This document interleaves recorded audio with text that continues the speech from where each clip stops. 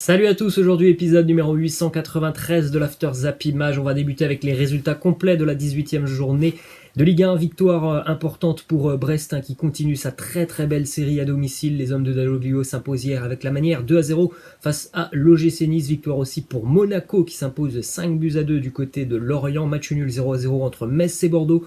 Match nul 0-0 entre Nantes et Rennes. C'était, on le rappelle, les grands débuts de Raymond Domenech avec le FC Nantes. Un match assez ennuyant parce qu'il n'y avait tout simplement pas de rythme dans ce match et les deux équipes se sont vraiment contentées du nul. Strasbourg qui s'impose largement aussi face à Nîmes 5-0 pour les matchs de 21h. Première défaite de la saison à domicile pour les Dogs de Christophe Galtier. Lille battue par le SCO Angers 2-1. Début de match cauchemardesque pour les nordistes qui a été mené 2-0 au bout de 10 minutes grâce à un doublé de Romain Thomas, le défenseur du SCO Angers. Romain Thomas, il a déjà marqué 3 fois cette saison. Ça ne lui est jamais arrivé en carrière de dépasser ce total de 3 buts. Et bien au bout de 15 matchs joués cette année en Ligue 1 avec le SCO, il en est déjà à 3 buts marqués. Victoire aussi pour le leader de la Ligue 1, Lyon, qui s'impose 3-2 face à Lens. Donc évidemment, Lyon conserve la tête du championnat. Victoire pour l'OM qui se replace à la 4e place au classement. Marseille s'impose 3-1 face à Montpellier. Match nul entre Reims et Dijon 0-0 et match nul aussi entre Saint-Etienne et Paris 1-1. On démarre avec quelques infos sur ces matchs de la veille. La victoire de Monaco 5-2 du côté du Moustoir à Lorient avec une fin de match, ou en tout cas les 20-25 dernières minutes assez folles du côté de Lorient puisque l'on a vu 5 buts marqués sur ces 25 dernières minutes. C'était assez fou. Lorient a joué quasiment toute la seconde mi-temps à 10 contre 11, donc ils ont énormément souffert sur les 20 dernières minutes de ce match. À noter un but donc à la 64e pour Golovin, égalisation de Andrew Gravillon pour Lorient, 67e, 68e Kevin Volland qui redonne l'avantage à Monaco, 78e Sofiane Diop, et puis 89e Maripane qui marque le 5e but monégasque. À noter que Golovin faisait donc hier son retour sur les terrains. Golovin qui était blessé depuis 4 mois, donc hier c'était vraiment ses toutes premières minutes de jeu avec l'AS Monaco, et il a battu un record puisqu'il a marqué au bout de seulement 10 secondes de jeu, puisqu'il est entré en cours de jeu en seconde mi-temps, et 10 secondes plus tard après être entré en jeu il avait déjà marqué Alexander Golovin, le russe. Donc quelque chose d'assez incroyable quand même ce qu'il s'est passé pour Golovin hier pour son retour sur les terrains. C'est le but le plus rapide pour un remplaçant en Ligue 1 depuis l'année 2007. On continue du côté de Marseille avec la victoire des Phocéens 3-1 face à Montpellier. Radonjic a marqué en premier sur une action que l'on voit souvent, un centre et puis un joueur qui vient couper de la tête. Ça arrive pas mal de fois du côté de l'OM depuis quelques semaines, ce genre de but. Un but aussi pour Payet et Germain en fin de match du côté de Montpellier. C'est Florent Mollet qui a marqué des Montpelliérains un petit peu en dedans hier. Ça n'enlève rien à la prestation de l'OM qui est allé chercher cette victoire en fin de match. On a une petite info qui concerne Boubacar Kamara qui hier a joué son 100e match avec l'Olympique de Marseille. C'est le 3e plus jeune joueur de l'OM au 21e siècle à atteindre la barre des 100 matchs en compétition officielle, derrière Samir Nasri et Maxime Lopez. Autre statistique du côté de l'Olympique de Marseille sur Valère Germain qui est le numéro 1 en Europe. Valère Germain est le joueur qui a le plus marqué tout en ayant 100% de réussite sur ses tirs tentés dans les 5 grands championnats cette saison. Valère Germain, c'est 3 tirs cadrés cette année, c'est 3 buts. Aucun joueur pour le moment dans les 5 grands championnats n'a un tel ratio. Ensuite, on continue du côté de l'Olympique de Marseille avec une piste qui s'éteint déjà pour l'OM. On en avait parlé hier.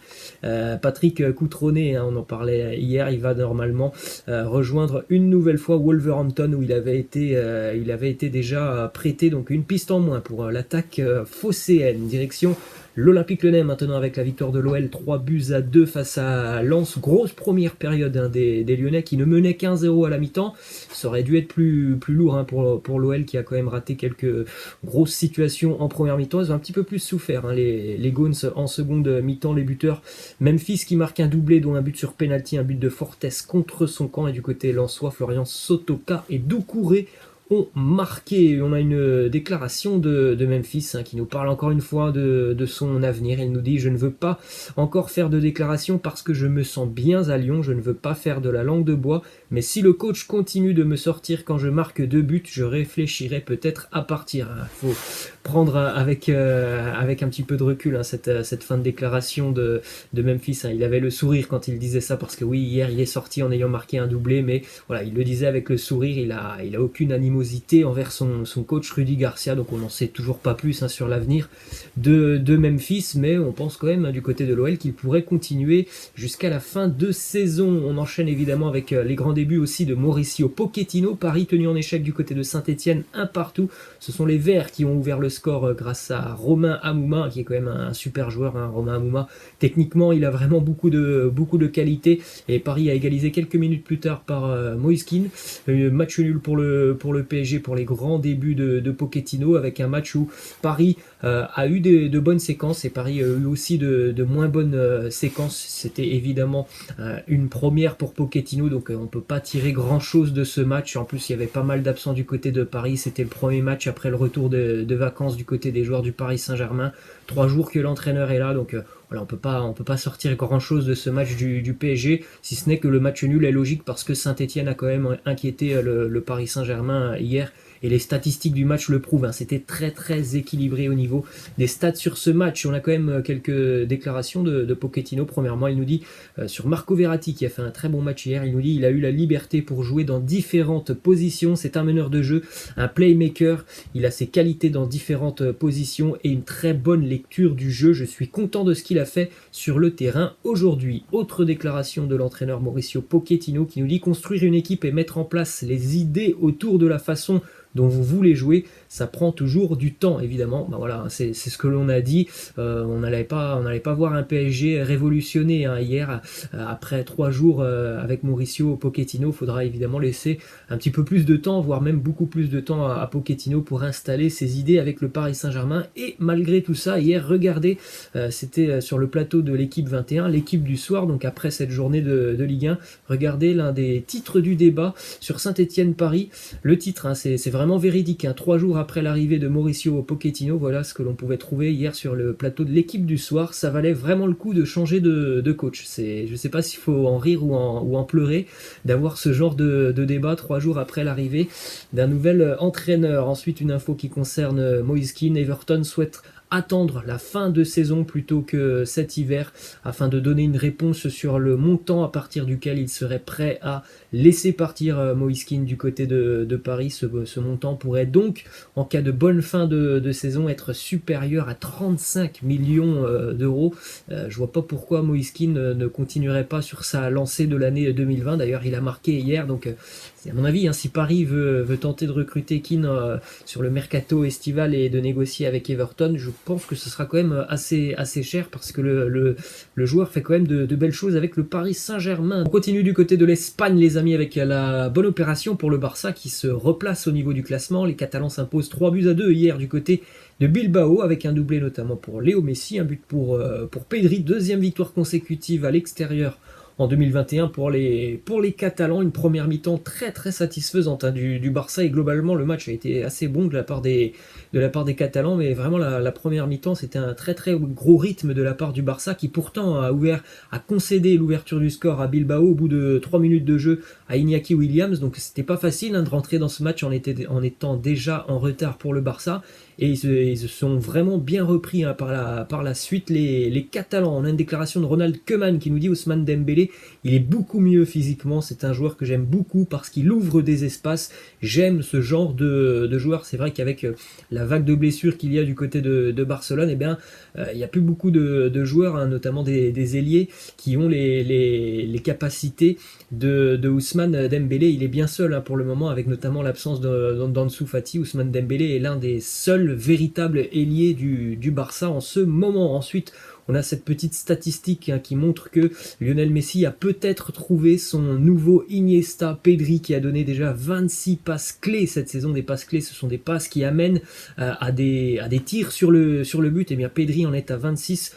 Un seul joueur du Barça en a plus que lui, c'est Lionel Messi. Et puis pour ceux qui n'ont pas vu les buts du Barça hier, je vous conseille notamment le 2e but des Catalans juste avant la mi-temps. C'est une connexion magnifique entre Pedri et Messi, avec notamment la petite talonnade de Pedri, la finition enroulée de Léo Messi. Il est vraiment magnifique, le deuxième but du Barça hier. Il y a vraiment quelque chose qui se passe entre ces deux joueurs. Pedri, il a quand même une vision du jeu assez incroyable, et c'est une très bonne nouvelle pour le Barça. On continue avec une stat sur ce Barça, qui est l'équipe de Liga qui tire le plus cette année, 209 tirs déjà pour le Barça. En revanche, c'est la deuxième pire en pourcentage de réussite dans les occasions de but. Seuls 34% des occasions de but barcelonaises se terminent au fond. Seul un club fait pire en Liga, c'est Osasuna. Messi est le joueur du Barça avec le plus de tirs, suivi par Griezmann et Braithwaite. On en parlait depuis le début d'année, il y a quand même un problème de finition pour le Barça. Bon, ça s'est pas vraiment vu hier, mais c'est quand même un problème assez récurrent depuis le début d'année. Le Barça se crée des occasions, mais ils ont quand même beaucoup de difficultés à les convertir. Ensuite, on enchaîne aussi avec des statistiques du côté du Real Madrid. Cette saison, le Real est l'équipe ayant marqué le plus de buts lors des 15 premières minutes en Liga, et c'est aussi la seconde lors du dernier quart d'heure de jeu. Donc le Real démarre fort et termine très très fort ses rencontres de Liga. Ensuite, on continue avec les statistiques d'Isco au Real Madrid. Isco, depuis 2013-2014, où il s'est vraiment révélé, eh bien il a vraiment progressé jusqu'on va dire en 2017-2018, voire 2018-2019, et depuis 2-3 ans c'est quand même très compliqué pour Isco du côté de Madrid, avec cette année vraiment une première partie de saison quasiment cauchemardesque pour Isco. Ensuite, on se dirige du côté de l'Italie avec les résultats de la veille, notamment la victoire de l'Atalanta face à Parme 3-0, la victoire de la Lazio face à la Fiorentina 2-1, la défaite de l'Inter du côté de la Sampdoria 2-1. Les interistes qui peuvent s'en vouloir. Alexis Sanchez rate un penalty au bout de 10 minutes de jeu, et puis les quelques temps forts de la Sampdoria en première mi-temps ont permis aux joueurs de la Samp de mener 2-0. L'Inter a très très largement dominé la seconde mi-temps, mais c'était trop compliqué pour revenir dans ce match. Stéphane De Vrij, buteur pour l'Inter, qui perd des points précieux. La bonne opération au final sur les matchs hier, les matchs de l'après-midi, c'est la Roma qui l'a fait. La Roma s'impose 3-1 du côté de Crotone. Très bonne opération au classement pour les Romains. Et puis évidemment la bonne opération aussi, c'est la Juve qui s'impose hier du côté de Milan 3-1 avec un doublé de Federico Chiesa, un but pour Weston McKennie. Du côté de Milan, c'est Calabria qui a marqué. Première défaite des Milanais cette année en Serie A. La Juve qui fait une bonne opération au classement, mais qui est quand même assez loin du Milan, qui reste en tête malgré cette défaite. Les hommes de Pioli restent en tête de la Serie A.